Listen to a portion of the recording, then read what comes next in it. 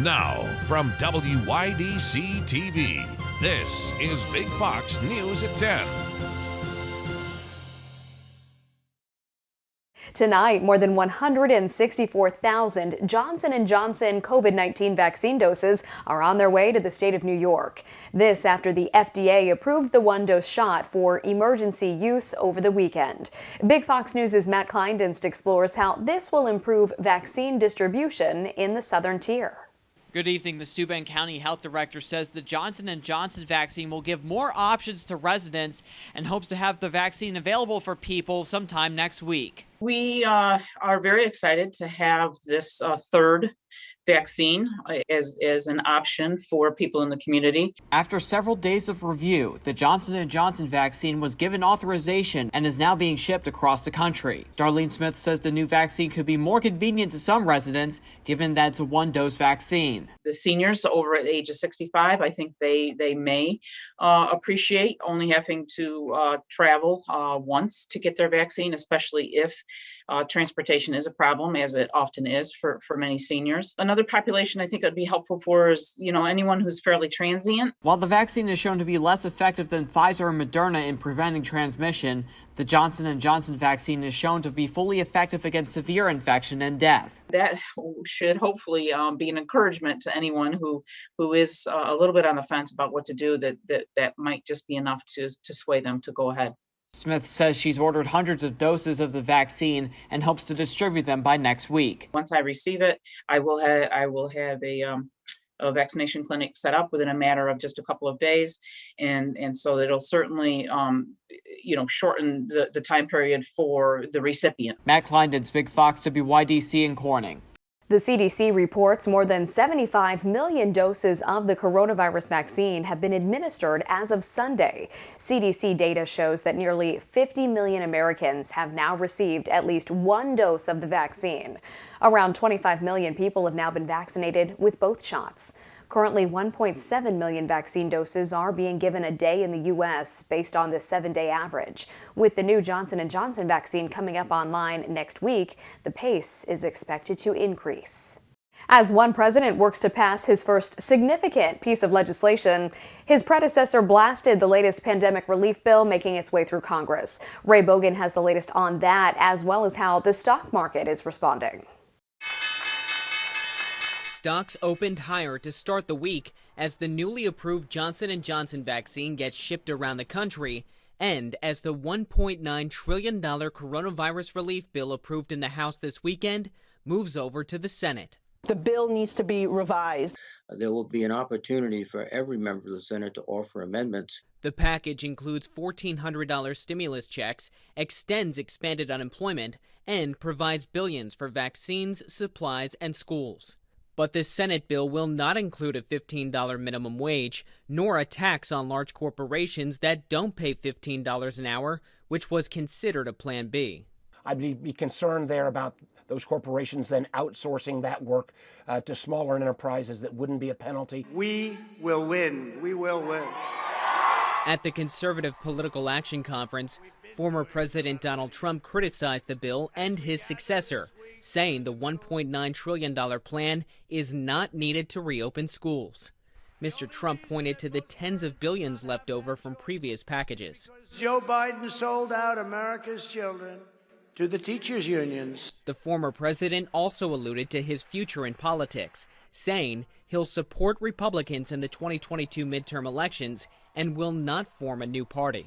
Wouldn't that be brilliant? Let's start a new party and let's divide our vote so that you can never win. No, we're not interested in that. Mr. Trump hinted he'll run for president again in 2024, and a poll of the conference attendees found they'll vote for him if he does. Ray Bogan, Fox News. There is a side effect of the COVID-19 vaccine you may not have heard of. Swollen lymph nodes in the underarm, often appearing in mammograms, causing concern for some women. So what does that mean for scheduling vaccinations and breast screenings? Christine McCarthy speaks with a health professional to learn more. It's a side effect of the COVID-19 vaccine many women are noticing. This is a normal and expected finding and should go away in a couple of days or up to a week or so. Dr. Sona Chickermane, Division Chief of Breast Imaging at Brigham and Women's Hospital and Dana-Farber Cancer Institute, tells Boston 25 News she's seen a few cases already. Vaccines, including the COVID-19 vaccine, may cause temporary swelling of the lymph nodes on the same side as your vaccine. The swelling in those axillary lymph nodes found in the armpit area can appear in a screening mammogram and may be alarming to women fearing the inflammation may be a cancerous lump, but experts can tell the difference. The breast radiologists are aware of this finding and know how to interpret it. So if we see any swollen lymph nodes on your mammogram and know that you've had a recent COVID vaccine, we're able to interpret it accordingly. That's why Chickermane urges women not to let this side effect influence how they schedule their mammograms or vaccinations, especially at a time when vaccine appointments aren't always easy to come by. We recommend to not delay your vaccine and not delay your screening mammogram. Both are incredibly important steps to take in protecting women's health. Dr. Chickermane tells me it's not unusual for the lymph nodes, which help fight infection, to react to something foreign that's introduced to the body, even the flu shot at times. But if your swelling is not subsiding or you have any remaining concerns about that armpit region or the breast, to go ahead and call your doctor and get it checked. New York Governor Andrew Cuomo is responding to sexual harassment claims made by 2 former aides. Athena Jones has the story. Pressure mounting against New York Governor Andrew Cuomo after a second former aide has come forward accusing him of sexual harassment.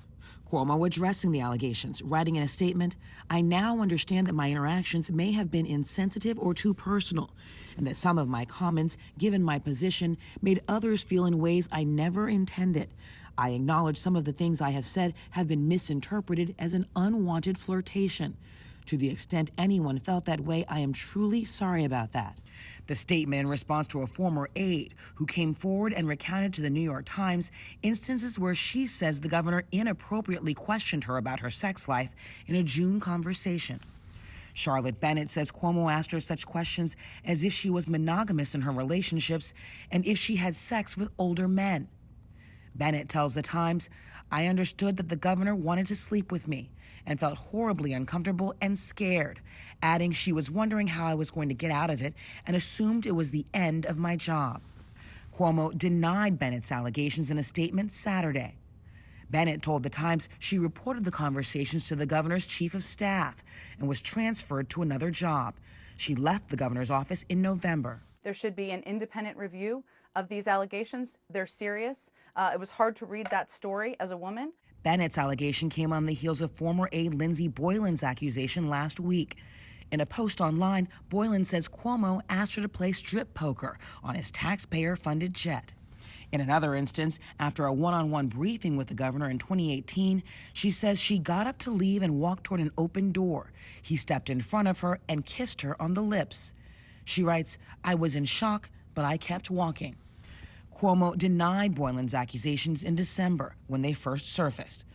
Cuomo initially tried to appoint an independent reviewer to look into the allegations, but New York's Attorney General Letitia James rejected that, insisting on an independent investigation by an outside law firm with subpoena powers. Several high-profile New York Democrats also rejecting Cuomo's effort, arguing that he should have no role in shaping the probe. If these investigations bear out, it really starts to, I think, call into question the leadership that we currently have.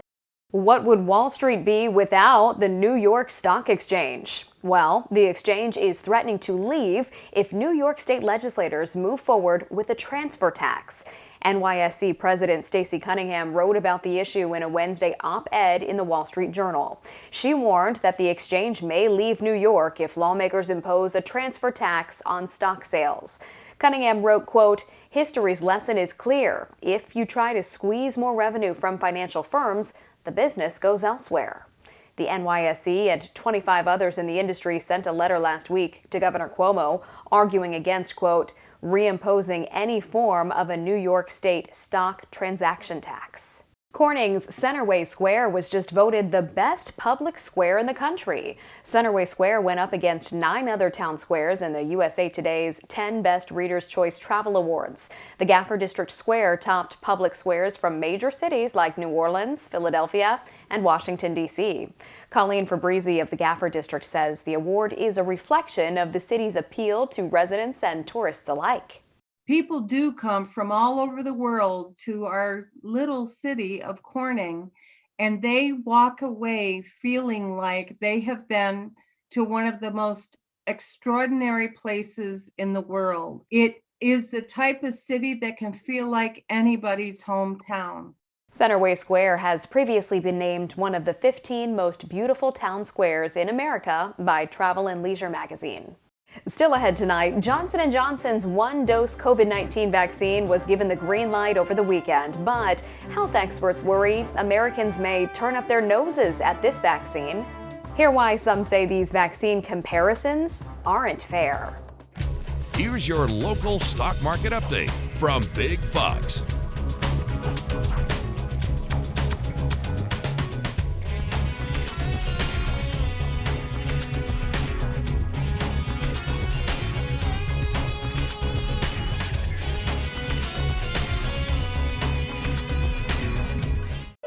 Now, your Twin Tiers forecast from Big Fox.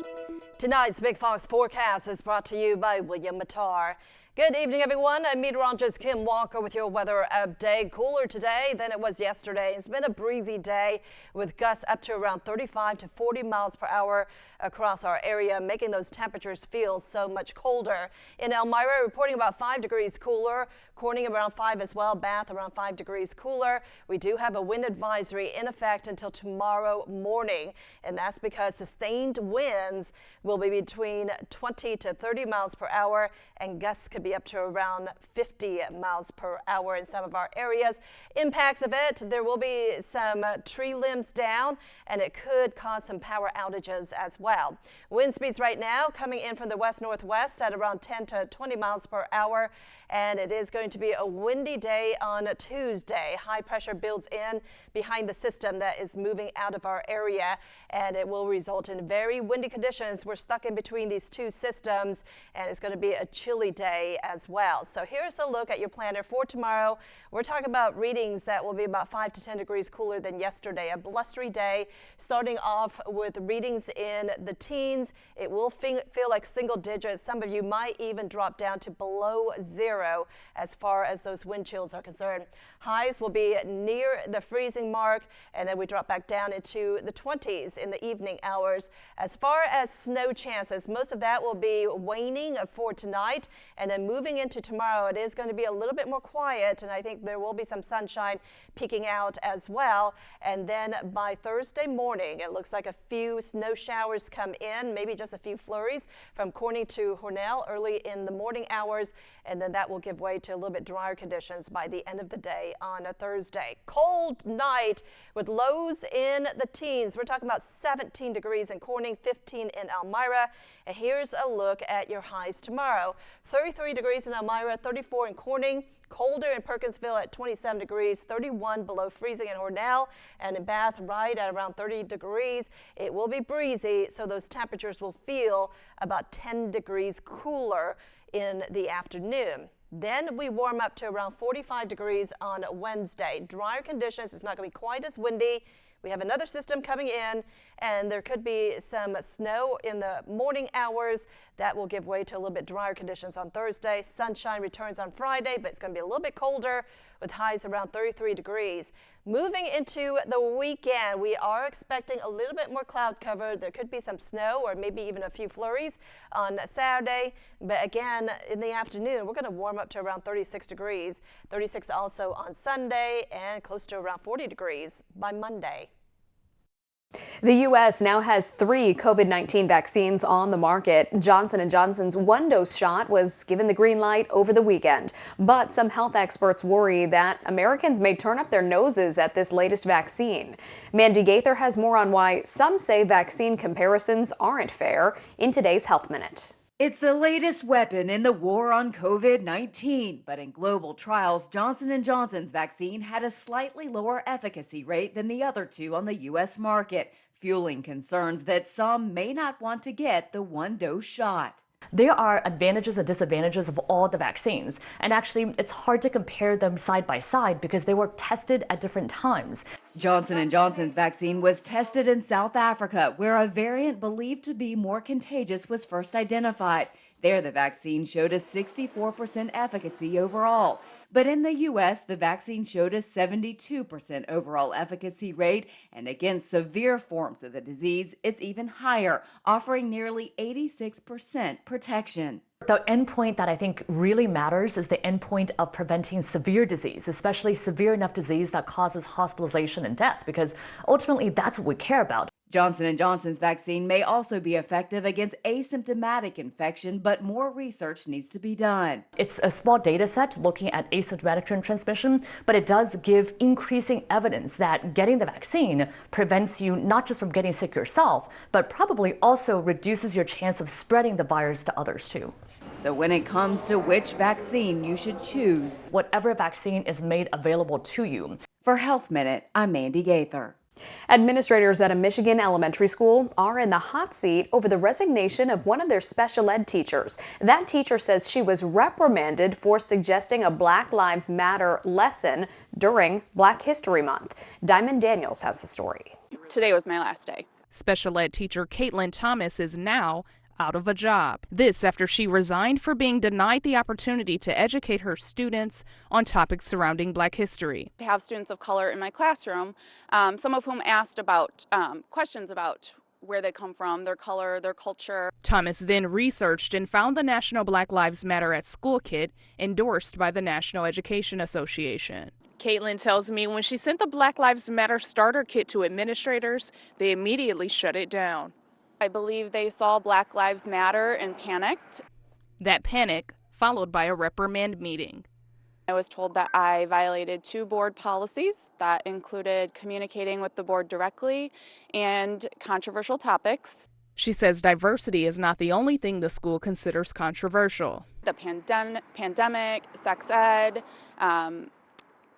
gender, all of that would fall under something that would be considered controversial as they are political in nature. Thomas says these rules simply don't match up with her morals as a teacher. I felt that I was alienating my students and not doing my job effectively as an educator and not being an inclusive educator. Now she's leaving with a direct message to the Mason School District. Do the critical work of anti-racism.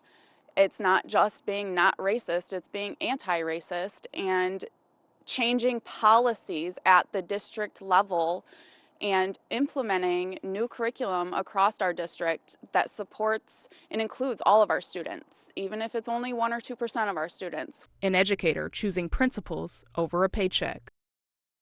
The buzz leading up to Sunday's Golden Globes Awards show was about the year's popular movies and TV shows and its controversial nomination process.